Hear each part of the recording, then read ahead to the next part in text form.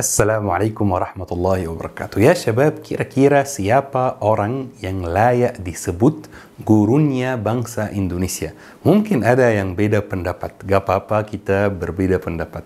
Tetapi menurut saya yang layak disebut gurunya bangsa Indonesia adalah Imam Syafi'i. Karena Imam Syafi'i mempengaruhi kehidupan sehari-hari kita di Indonesia. Kita pas salat, kita taruh tangan di sini misalnya, maka ini berdasarkan pendapat Imam Syafi'i. Kalau ada yang menikah, itu berdasarkan mazhab Syafi'i. Ada yang cerai, itu berdasarkan mazhab Syafi'i. Hukum transaksi jual beli, itu berdasarkan juga mazhab Imam Syafi'i. Makanya insyaAllah hari ini Al-Faqir Fuli ingin cerita tentang Imam Syafi'i, tentang sirahnya, dan juga menjawab beberapa pertanyaan seperti kenapa Indonesia bermazhab Syafi'i? Kok Indonesia bisa bermazhab Syafi'i? Padahal Imam Syafi'i belum pernah ke Indonesia.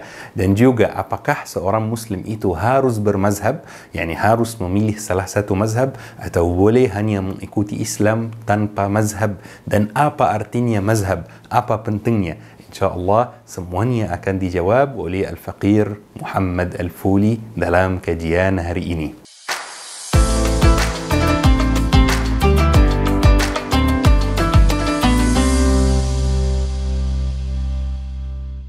Ya syabab, suatu hari di kota Gaza di Palestina. Kota Gaza di Palestina itu kota paling dekat ke Mesir ya. Lahir seorang anak namanya Muhammad bin Idris.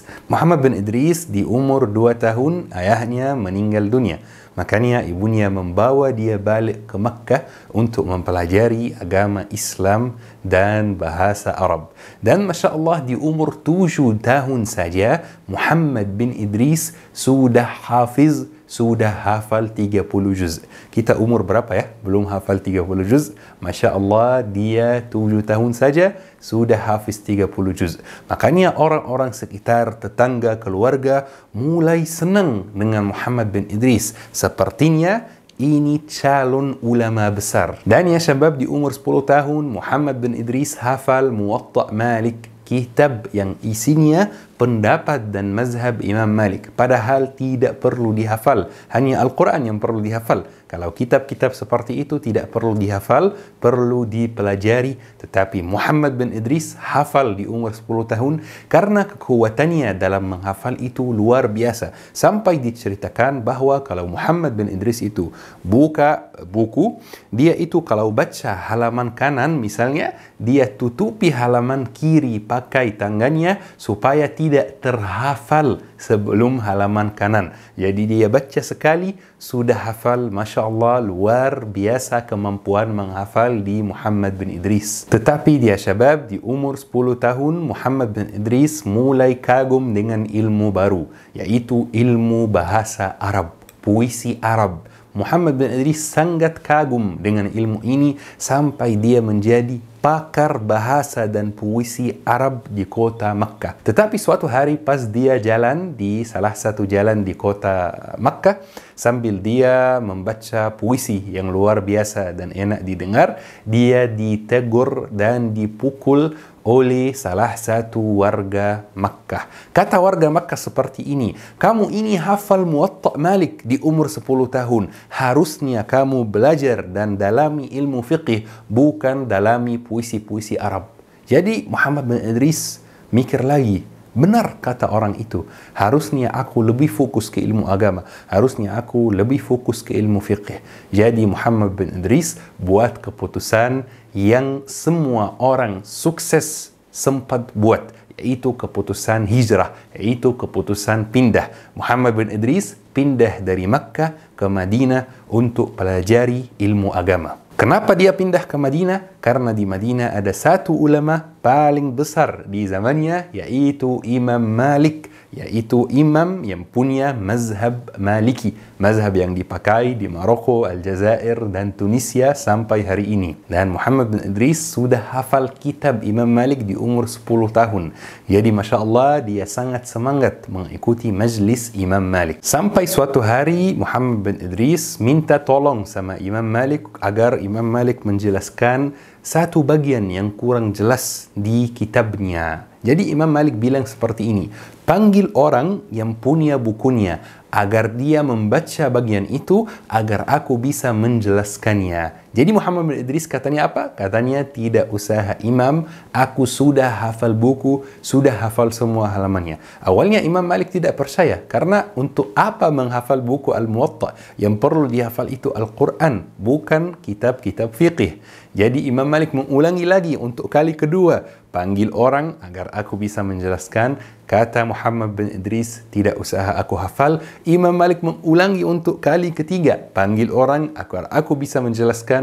Muhammad bin Idris katanya, tidak usah aku hafal bukunya, dan benar dia mulai membaca bagian yang kurang jelas. Jadi Imam Malik kagum dengan Muhammad bin Idris dan kekuatannya dalam menghafal buku-buku. Imam Malik kagum dengan pemuda hebat itu, dan Imam Malik mendekatkannya sampai Imam Malik memperbolehkan Muhammad bin Idris menjadi mufti di umur 20 tahun, menjadi mufti di Madinah. Mufti itu orang yang ditanya kalau misalnya warga ada masalah dalam ilmu agama atau dalam transaksi atau dalam kehidupan sehari-hari. Tetapi sayangnya guru besarnya meninggal dunia. Imam Malik meninggal dunia, jadi Muhammad bin Idris mulai sedih. Setiap kali dia lewat depan tempat majlisnya Imam Malik, dia sedih ketika melihat kursinya kosong. Makanya Muhammad bin Idris buat keputusan baru lagi, yaitu pindah. Tetapi kali ini pindah ke negeri Yaman. Dan Masya Allah, di negeri Yaman, warga di sana sangat menyukai cara dia dalam menjelaskan ilmu agama, cara dia ketika mengajarkan ilmu agama. Warga sangat menikmati majlisnya dan sangat menikmati ilmunya. Tetapi sepertinya jika ada ulama-ulama yang kurang ikhlas, maka bisa iri dengan sesama ulama. Di sana di Yaman ada sebagian dari ulama, ada beberapa ulama waktu itu yang tidak ikhlas. Makanya mereka melaporkan Muhammad bin Idris ke khalifah. Khalifah waktu itu namanya Harun al-Rashid. Mereka buat surat seperti ini. Wahai khalifah, kami tangkap 9 orang yang awalnya mau memberontak ya, dan ada 1 orang mengajarkan ilmu agama tetapi dia tidak taat kepada perintah dan tidak bisa terkontrol. Makanya Harun al-Rashid memerintahkan tentaranya atau pasukannya di Yaman untuk membawa 10 orang itu ke tempatnya. 9 orang yang mau memberontak itu dapat hukuman mati, dibunuh, dan 1 orang yang tidak taat kepada perintah itu katanya, yaitu Imam Syafi'i, Muhammad bin Idris ya, Imam Muhammad bin Idris Asy-Syafi'i, di penjara. Beliau tetap di penjara sampai ada 1 ulama di Irak, tempat Harun al-Rashid, yang pergi ke khalifah dan bilang, jangan penjara dia, dia itu ulama besar. Namanya ulama Asy-Syaibani. Pas Muhammad bin Idris keluar dari penjara, dia langsung mulai belajar dengan ulama Asy-Syaibani itu. Ulama Asy-Syaibani mazhabnya Hanafi. Jadi Muhammad bin Idris pelajari mazhab Hanafi juga. Jadi sekarang Muhammad bin Idris kuasai mazhab Maliki, Imam Malik, dan mazhab Hanafi. Masya Allah, 2 mazhab yang dikuasai oleh Muhammad bin Idris. Setelah sebentar di sana, Muhammad bin Idris memutuskan untuk pindah lagi. Kali ini pindah ke kota Baghdad tahun 195 Hijriyah, dan di sana mazhabnya mulai matang dan mulai jelas, yaitu mazhab Syafi'i. Muhammad bin Idris Asy-Syafi'i, Imam Syafi'i. Masya Allah, luar biasa. Tetapi Imam Syafi'i bertahan di Baghdad hanya 4 tahun, kemudian beliau pindah ke Mesir. Tetapi di Mesir ada 2 masalah besar yang Imam Syafi'i hadapi. Masalah yang pertama, tradisi orang Mesir itu sangat berbeda dengan tradisi orang Irak. Maka pendapat-pendapat beliau di Irak mungkin tidak cocok dengan warga Mesir. Makanya beliau buat mazhab baru, buat pendapat baru, yaitu al-mazhab al-jadid lil Imam Asy-Syafi'i. Imam Syafi'i punya 2 mazhab, dan ini yang tidak diketahui banyak orang. Mazhab lama pas beliau masih di Irak, dan mazhab baru pas beliau pindah ke Mesir, dan ini mazhab yang kita pakai sampai hari ini di Indonesia. Ini masalah yang pertama, dan ini alhamdulillah sudah ada solusinya.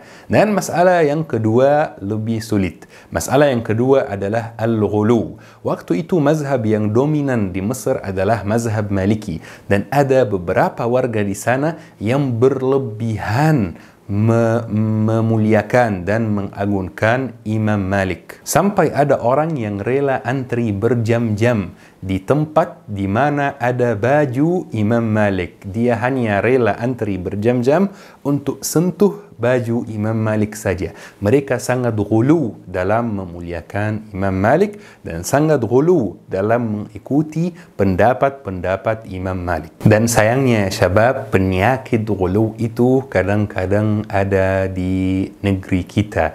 Ghulu terhadap ustaz tertentu, ghulu terhadap syekh tertentu. Misalnya, menyerangi pengikut syekh fulan karena syekh fulan itu tidak sejalan dengan syekh yang saya ikuti. Ini namanya penyakit ghulu. Semoga kita dijauhkan dari penyakit tersebut. Ayo kita lanjut kisah Imam Syafi'i. Jadi ya syabab, pendapat-pendapat Imam Syafi'i di mazhabnya yang baru itu tidak diterima dengan lembut di Mesir, tetapi alhamdulillah Imam Syafi'i berhasil bertahan di Mesir sampai alhamdulillah pengikut mazhabnya ini sudah sangat banyak, dan sampai hari ini warga Mesir bermazhab Syafi'i walaupun dalam beberapa urusan sehari-hari bermazhab Hanafi. Dan ya syabab, di umur 58 Imam Syafi'i meninggal dunia di Mesir dan dikuburkan di Mesir, dan kuburannya masih ada di Mesir sampai hari ini. Jika ada jemaah yang pernah ke Mesir, bisa mampir ke kuburan Imam Syafi'i. Tempatnya sangat terkenal di sana, Maqabir al-Imam al-Syafi'i.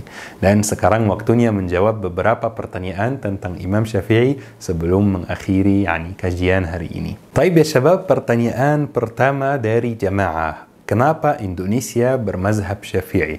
Jawabannya singkat dan sederhana. Karena yang menyebarkan Islam di Indonesia adalah habaib dari Yaman yang bermazhab Syafi'i. Seandainya yang menyebarkan Islam di Indonesia orang Maroko, maka mungkin Indonesia sekarang bermazhab Maliki. Seandainya yang menyebarkan Islam di Indonesia orang India, maka mungkin Indonesia bermazhab Hanafi. Ada satu pertanyaan lagi juga dari jamaah, apakah setiap orang itu harus bermazhab? Apakah saya berhak memilih mazhab sendiri? Apakah saya boleh tidak memilih mazhab sama sekali? Taib ya syabab, definisi mazhab dulu adalah pendapat orang tertentu. Jadi kalau kita bilang misalnya mazhab Syafi'i, maka ini artinya pendapat, jalan, atau misalnya fatwa Imam Syafi'i. Mazhab Maliki artinya pendapat, fatwa, mazhab Imam Maliki atau pendapat, fatwa Imam Maliki. Mazhab Hanafi, pendapat dan fatwa Imam Abu Hanifah Nu'man. Dan ini jawabannya singkat dan sederhana insyaAllah. Kata mazhab artinya pendapat. Jadi kita bilang mazhab Syafi'i artinya pendapat Imam Syafi'i. Kita bilang mazhab Maliki, ini artinya pendapat Imam Malik, dan seterusnya. Jadi misalnya kalau kita salat, kita taruh tangan di mana? Di sini atau di sini atau begini? Ini setiap mazhab ada pendapatnya. Jadi ujung-ujungnya Anda akan mengikuti pendapat salah satu 4 mazhab yang kita semua ketahui. Jadi tidak mungkin, tidak masuk akal ada yang tidak bermazhab. Ujung-ujungnya pasti bermazhab. Ujung-ujungnya mengikuti pendapat ulama, yakni mengikuti mazhab ulama, yakni bermazhab. Taib, apakah saya harus memilih mazhab dengan sengaja? Yakni setiap orang harus memilih mazhabnya sendiri, dan ini jawabannya tergantung posisi dan status antum. Kalau misalnya antum bukan penuntut ilmu agama, maka antum tidak perlu memikirkan soal mazhab ini. Yang perlu antum lakukan adalah mengikuti imam yang ada di tempat antum. Misalnya kita sekarang lagi berada di Indonesia, Indonesia mengikuti Imam Syafi'i, maka kita ikuti Imam Syafi'i. Misalnya kita ada di Maroko dan Maroko mengikuti Imam Maliki, maka kita ikuti Imam Maliki. Ini untuk orang yang bukan penuntut ilmu agama, hanya ikuti ulama yang ada di tempat. Ulama yang ada di tempat salatnya seperti ini, maka kita salatnya seperti ini juga. Tetapi kalau kita penuntut ilmu agama, ini beda cerita. Jika kita penuntut ilmu agama, kita boleh memilih mazhab tertentu setelah kita pelajari 4 mazhab. Tetapi tidak disarankan untuk memilih mazhab yang berbeda dengan mazhab mayoritas di tempat tinggal kita. Karena ini akan menimbulkan beberapa masalah. Misalnya kalau antum imam di masjid, dan antum mau baca Al-Fatihah. Jadi kalau mazhab Syafi'i itu bismillahnya jahar. Kalau salat Bismillahirrahmanirrahim. Alhamdulillahi Rabbil Alamin. Kalau mazhab Hanafi bismillahnya sir. Langsung Alhamdulillahi Rabbil Alamin. Kalau mazhab Maliki tidak pakai bismillah. Jadi coba kalau warga atau jamaah terbiasa mendengar imamnya baca bismillah. Kemudian tiba-tiba imamnya tidak baca bismillah. Pasti dibisikin gitu. Pasti ada warga, ada jamaah yang bilang ini pasti imam sesat. Karena mungkin mereka awam, mereka tidak tahu. Jadi daripada menimbulkan masalah dan fitnah seperti ini, ikuti mazhab mayoritas yang ada di tempat tinggal antum. Semoga insyaAllah kajian hari ini bermanfaat.